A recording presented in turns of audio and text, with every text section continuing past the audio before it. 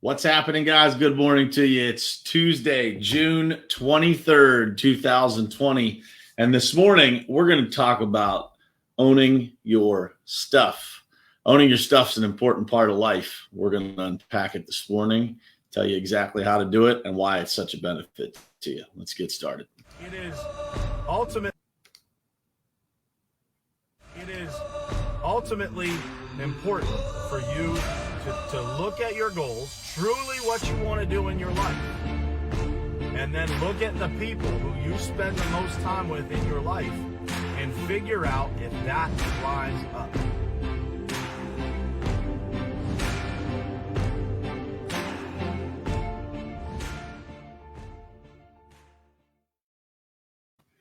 All right. What's happening, guys? Happy to be here with you this morning. We are on episode 170 of Morning Perspective. It is hard to believe that we've got that many episodes behind us here. But man, I keep continuing to be impressed by the number of people that, private message me about messages. And what's cool is recently it has been, kind of people going back into previous episodes and starting to send me messages about things we talked about months ago, which is really, really cool. And I think you should be a motivation to everybody that watches this that has considered putting out content, because people benefit from it long after you record it.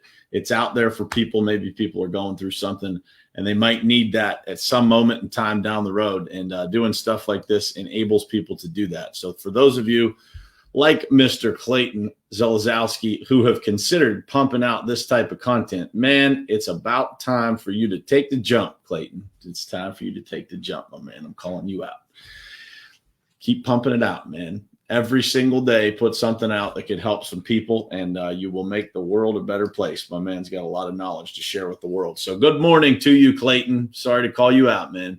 Dayton Packard, good morning. Christian Hauser, Carla, Joe, Ryan, Mr. Callaway, good morning to you, man. Tammy Clark, two West Coast people right in a row there in the comments, up and at them early this morning. Dina, good morning to you. Jared, Tanya, Bruce, Mr. Jeff Nelson in the house this morning, and Mike Rosgoni, good morning to you, my brother. How you doing, man? Happy to see you guys here. So this morning's title is Own Your Stuff. Own your stuff. You thought I was going to say something else, but we're going to keep it clean. We're going to say own your stuff, man. Own your stuff. So, when things go wrong in life, you have to own those things, whether it's in business or whether it's in life. You got to be able to own those issues. And as soon as you start owning all those issues in your life, man, life gets so much better. So I see a lot of people in the world today, both in business and personally, that don't ever reach their true potential, what they're really capable of, because of how they handle the issues that arise in their life or in their business. The topic of this conversation came up yesterday as my CFO and I were talking about an issue that we had within our company yesterday that came up just on a job that we had completed. And we were talking about just how we were handling that issue. And we got into a conversation about how, proud we are of our company and our team, of how we always stay committed to handling every single issue that arises by running to the problem, not away from it, and just immediately taking 100% ownership of the problem and trying to come up with a solution that mitigates the issue and helps us move on and in many cases build an even better relationship with our customers. And, we talked about the fact that, handling things that way and always, running to the problem, sometimes bringing the problems to the customer when we find them first, or we find them period, in cases where, the client may not have ever even noticed that there was an issue and we bring it to them. But, handling problems that way has, in those situations, it has cost us plenty of money.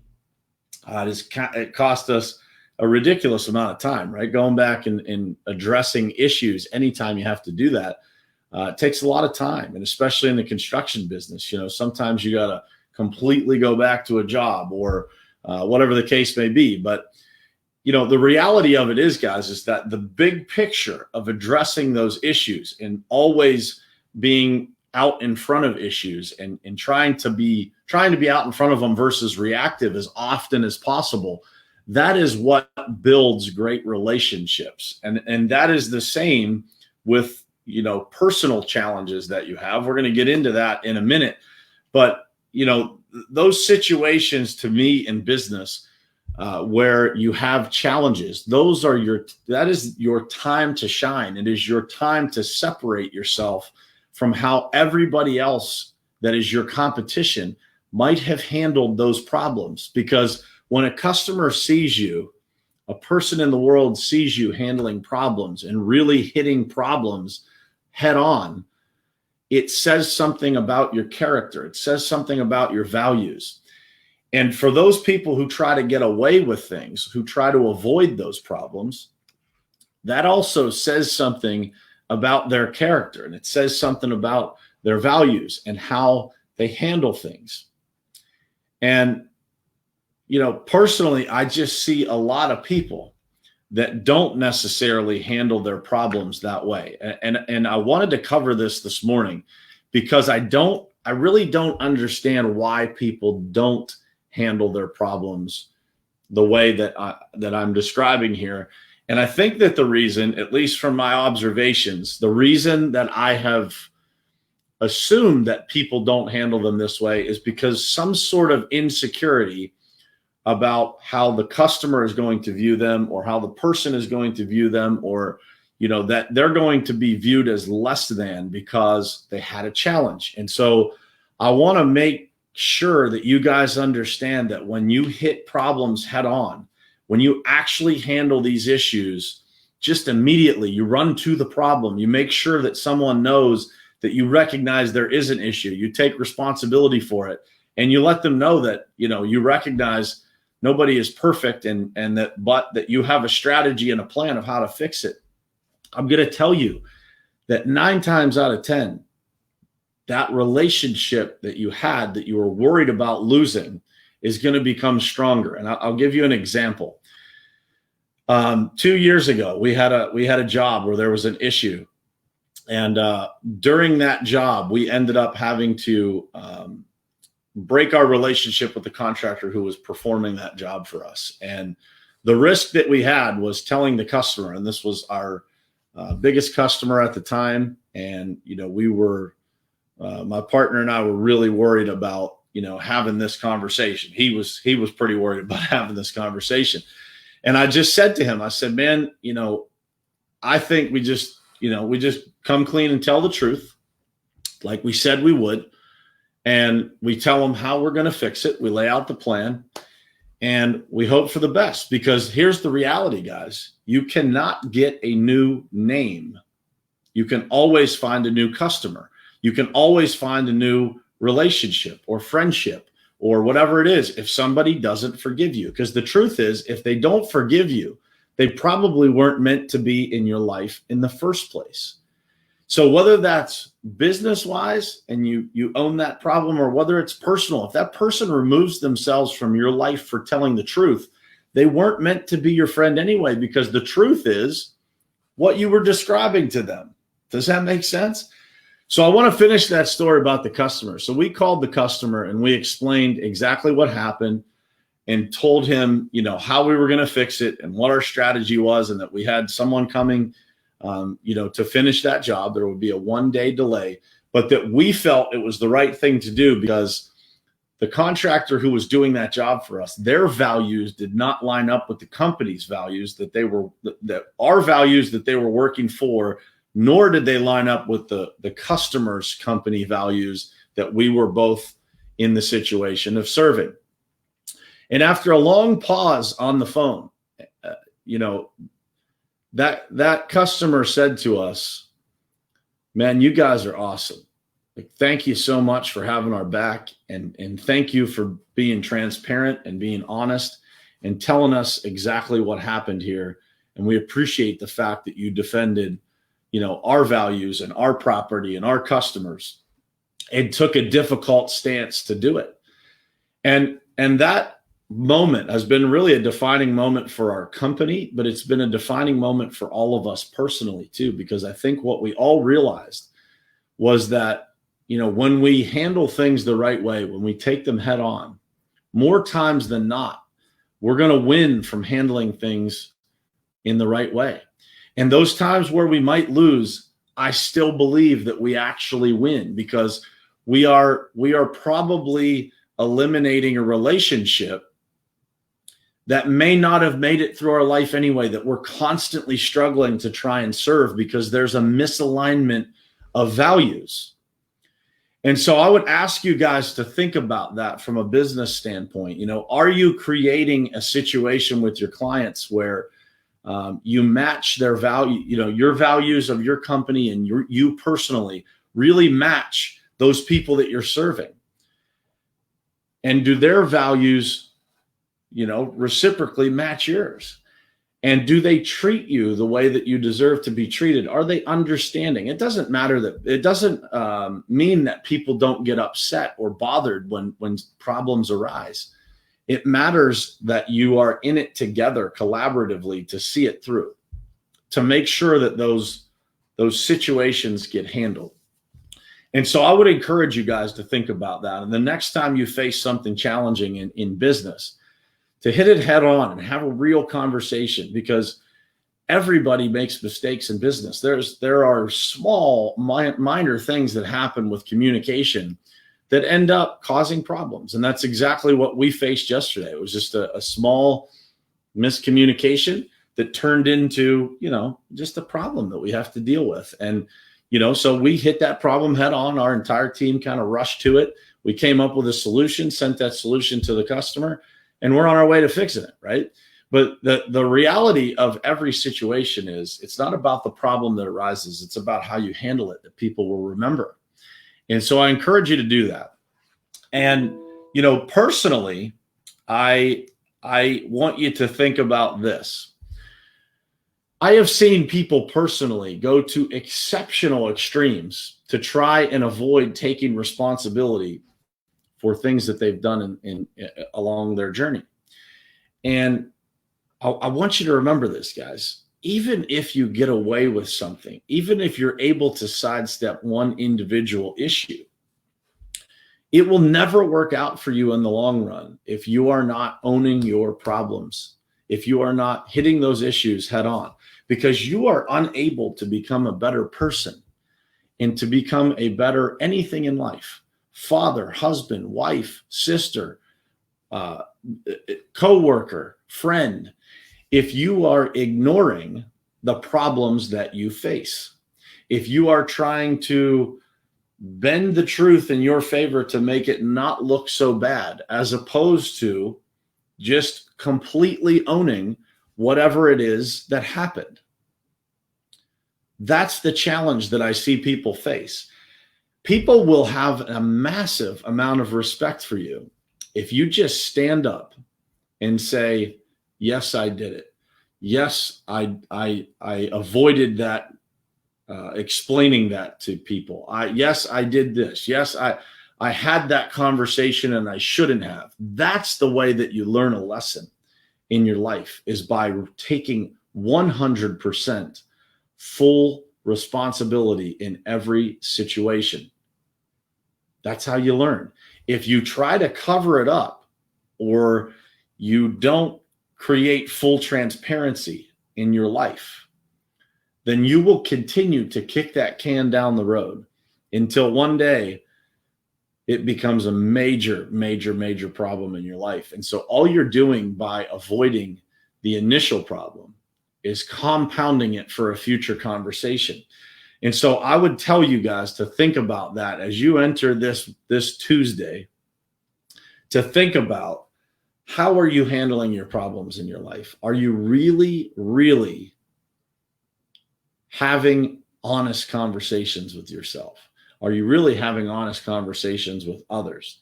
Or are you trying to bend the truth, omit things from the story? All of those things that you see people do, they don't educate people. And if you are working with or for the right person, they're going to have a massive amount of respect for the fact that you just own your challenges, that you are taking responsibility for what you are doing. And if they don't understand that, and it creates a separation between you and your company, you and your boss, you and a coworker, you and whoever in your life, they weren't meant to be there. So don't avoid taking responsibility. Own your stuff. Own your day-to-day issues, your day-to-day challenges, your day-to-day mistakes, and don't try to put it off on others.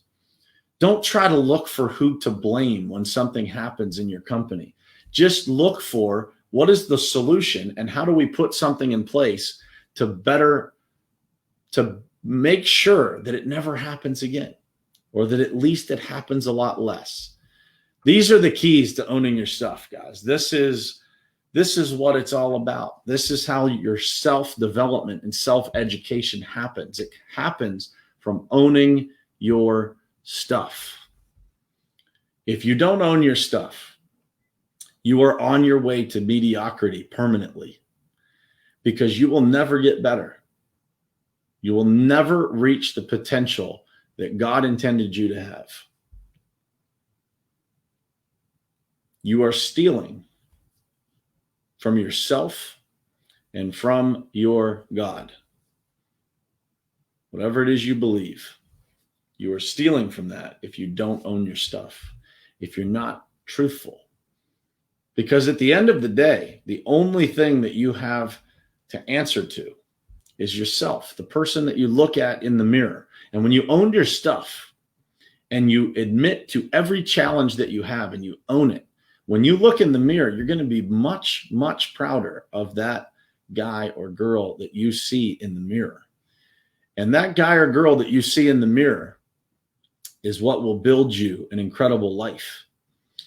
It is not the person that you pretend to be. It is not the problem that you avoid and try to cover up. That will create something in your life. It will create an insecurity by knowing that there's an issue out there that you didn't handle. It will create insecurity in your life like you have never experienced.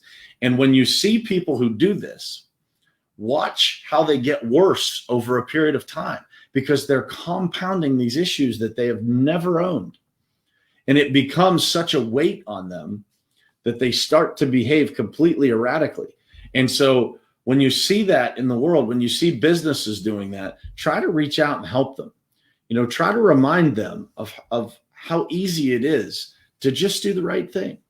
Because no matter how bad it might be for you to own the problem, you will always be able to find another customer. You will always be able to find another job if that's the worst case scenario. But you cannot find another name.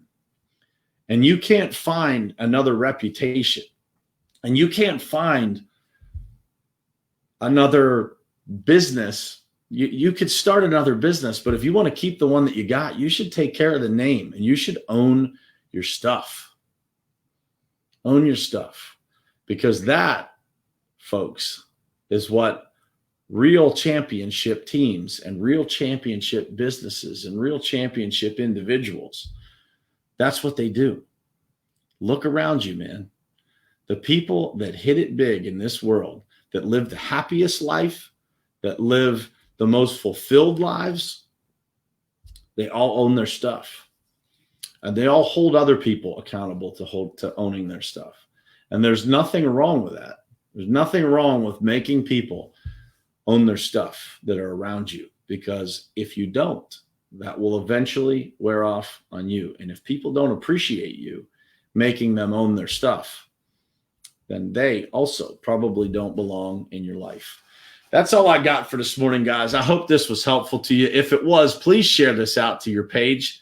We got a lot of new faces on here this morning. I appreciate you guys being here. Tanya, what's happening? She's been on here a bunch of times. I'm glad to see you here this morning.